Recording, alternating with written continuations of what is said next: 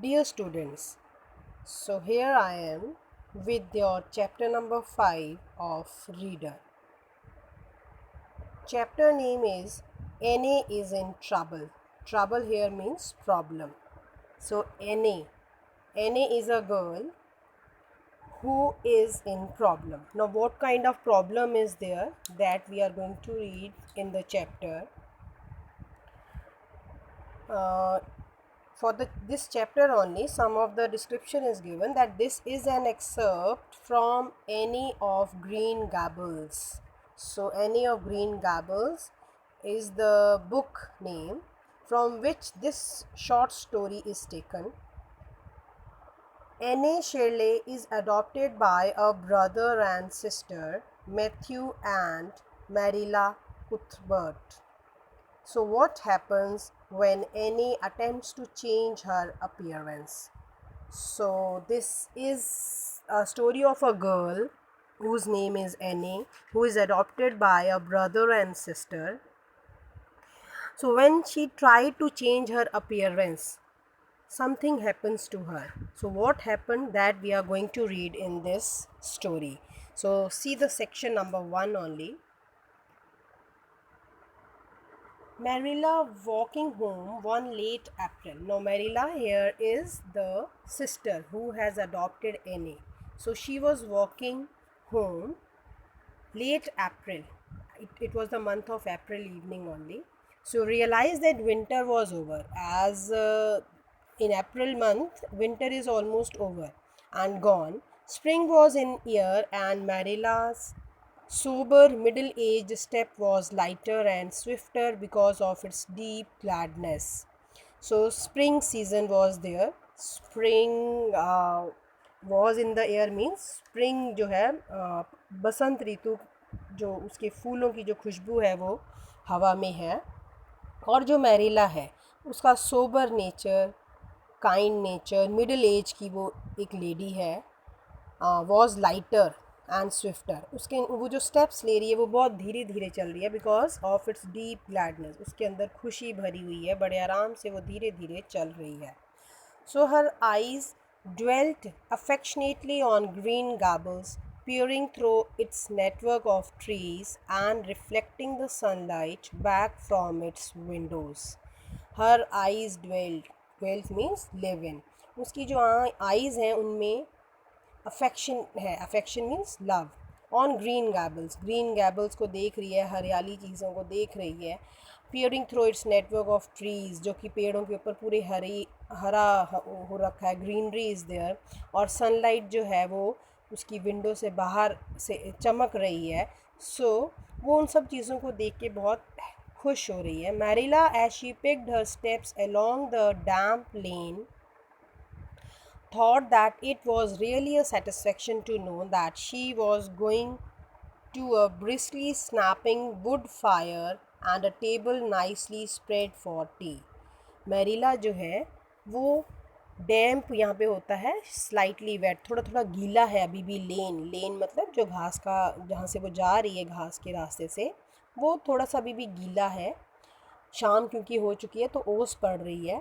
तो thought it was, वो सोच रही है कि बड़ा सेटिस्फेक्शन है उसको अच्छा लग रहा है कि वो जब घर जाएगी तो आग जल रही होगी और एक टेबल पर चाय जो है वो रखी हुई होगी. बड़े आराम अच्छे से तरीके से चाय जो है वो रेडी होगी. Consequently, when Marilla entered her kitchen and found the fire out, लेकिन जब वो घर पहुंची तब उसने देखा, मैरिला ने अपनी किचन में जब वो गई तो देखा कि फायर तो जली नहीं है, फायर वॉज आउट, यानी कि अभी भी गैस जो है वो ऑन नहीं है.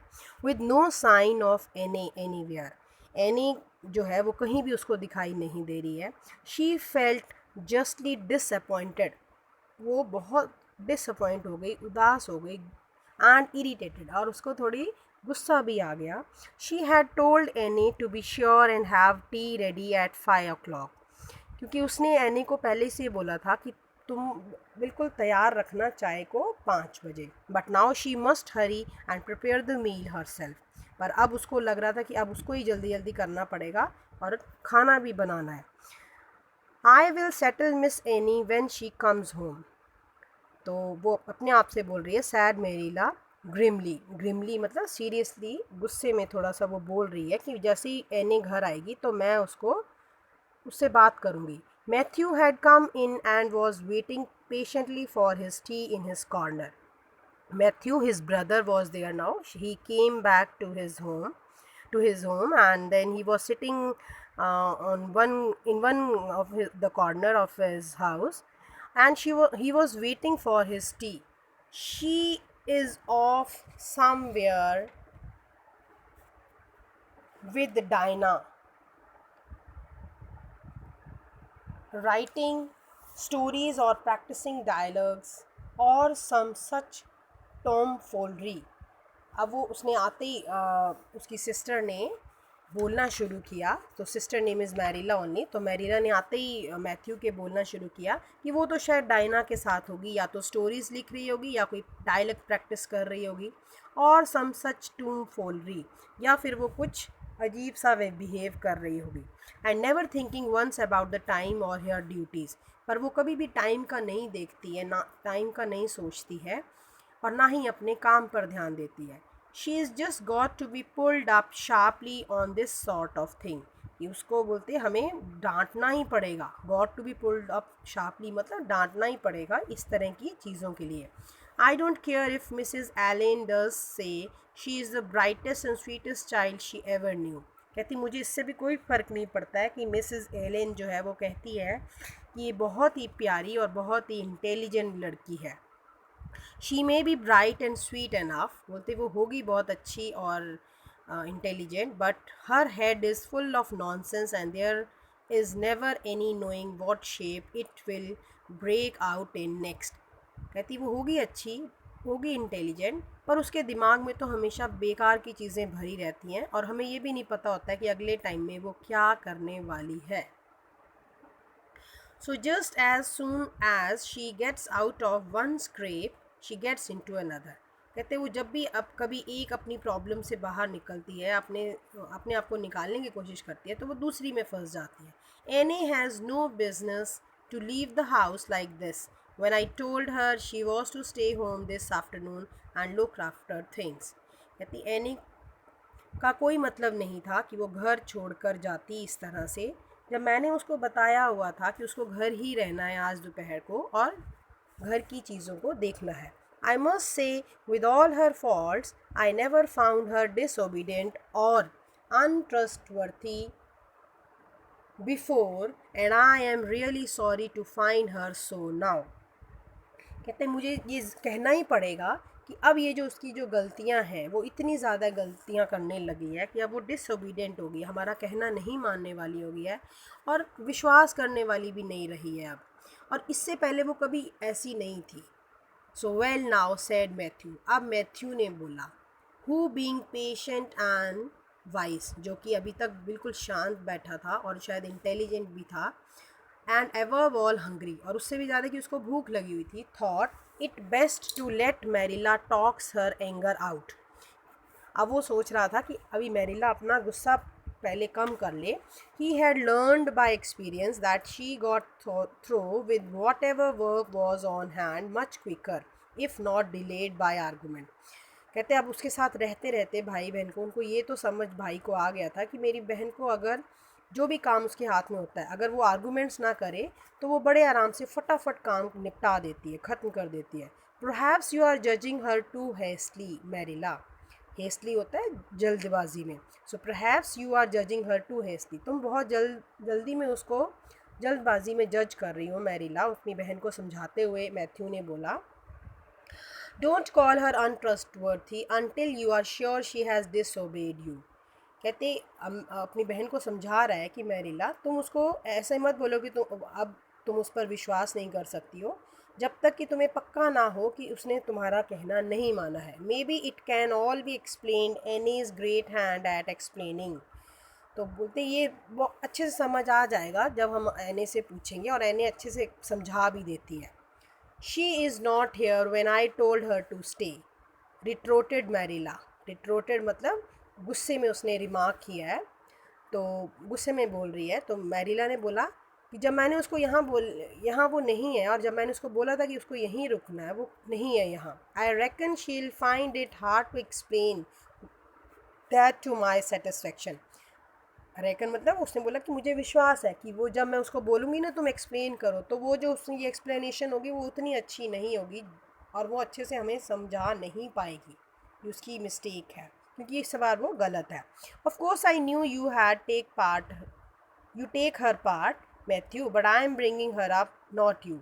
अब जो सिस्टर है वो अपने ब्रदर से बोलती है कि मुझे पता है तुम उसकी साइड लेते हो मैथ्यू, लेकिन उसको बड़ा मैं कर रही हूँ, तुम नहीं.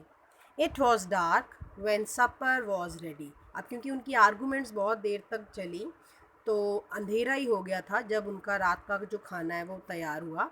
And still no sign of Anne, और अभी भी एने का कोई निशान नहीं था. Coming hurriedly over the log bridge, breathless and repentant. ऐसा भी नहीं लग रहा था कि वो भागी भागी कहीं से आ रही है, सांस चढ़ी हुई है उसको, और वो सॉरी भी फील कर रही है, यानी उसको कहीं दिख नहीं रही है कि एने आ रही है. Marilla washed and put away the dishes grimly. Marilla ने गुस्से में सारी जो डिशेस है उनको साफ़ किया, बर्तनों को साफ़ किया. Then wanting a candle she went up to the east ग्लेब for the one that generally stood on Anne's table. फिर वो एक कैंडल उसको चाहिए थी, तो उस कैंडल की तलाश में वो ईस्ट गैबल में गई. गैबल यहाँ पे बोला जाता है upper part between two sloping roofs, दो छतों के बीच में जो जगह होती है उसको है. तो वो वहाँ पे बोलती उनको कैंडल उसको लेनी थी, तो वो एने के टेबल के पास ही था वो, तो वहाँ पर वो गई. एने का टेबल क्योंकि वहीं लगा होता था. So lighting it she turned around to see Anne herself lying on the bed face to downward among the pillows. अब जैसे ही उसने मोमबत्ती को जलाया, कैंडल को जलाया, जब वो मुड़ी तो उसने देखा कि एनी जो है वो बेड के ऊपर लेटी हुई है, और उसका जो फेस है वो डाउनवर्ड है, झुका हुआ है. Mercy on us said Marilla astonished. Astonished मतलब हैरान होना. वो यहाँ पे हैरान होके बोल रही है, हम पे दया करो. हैव यू बीन asleep एने, क्या तुम सो गई हो Anne? No was the muffled reply. धीरे से उसने बोला, नहीं. Are you sick then demanded Marilla. Marilla ने एंशियसली, एंशियसली मतलब उत्सुकता से, अब उसको लगा कि कहीं ये बीमार ना हो, तो इसलिए उसने बोला कि क्या तुम बीमार हो? Going over to the bed, तुम बेड की तरफ जाते हुए उसने पूछा, क्या तुम बीमार हो? एने buried herself deeper into her pillows. Yes, Annie buried herself deeper into her pillows as if desirous of hiding forever from mortal eyes. Annie ने अपना जो सिर था वो पिल्लोज़ में और ज़्यादा घुसा लिया, छुपा लिया अपने फेस को, जैसे कि वो डिज़ायर कर रही हो, वो चाह रही हो कि उसका फेस कोई भी आंखें ना देखे. No but please Marilla go away. अब वो बोलने लगी कि मैरिला प्लीज़ तुम यहाँ से चले जाओ. I am in depth of despair. बोलती मैं तो बहुत ज़्यादा दुखी हो रखी हूँ.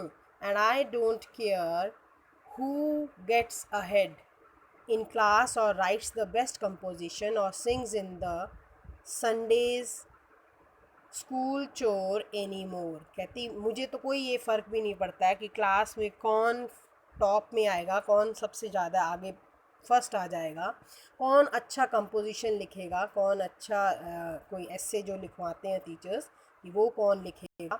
और उससे भी इम्पोर्टेंट, अगर कोई जो संडे की, क्योंकि प्रेयर्स में वो खुद गाती थी, वो भी she was among those singers those who use to sing the choice, यानी कि प्रेयर्स जो स्कूल में होती थी. कहती मुझे ये भी नहीं मतलब है कि वो कौन गाएगा. Little things like that are of no importance now. कहती वो छोटी छोटी चीज़ें जो हैं अब उसकी कोई इम्पोर्टेंस नहीं रह गई है. Because I don't suppose if I will ever be able to go anywhere again. कहती वो छोटी छोटी चीज़ें मेरे लिए अब कोई मायने नहीं रखती, क्योंकि मुझे अब लगता है कि मैं तो अब कहीं बाहर भी नहीं जा सकती हूँ. My career is closed. Please Marilla go away and don't look at me. अब उसने बोला मेरा तो भविष्य जो है, कैरियर हेयर मीन्स मेरा जो भविष्य है वो ख़त्म हो चुका है, मेरा करियर ख़त्म हो चुका है, बंद हो चुका है, और मेरिला अब तुम यहाँ से चले जाओ और प्लीज़ मेरी तरफ नहीं देखो. Now what happens to her, what she had done to herself, this we are going to read in our next section.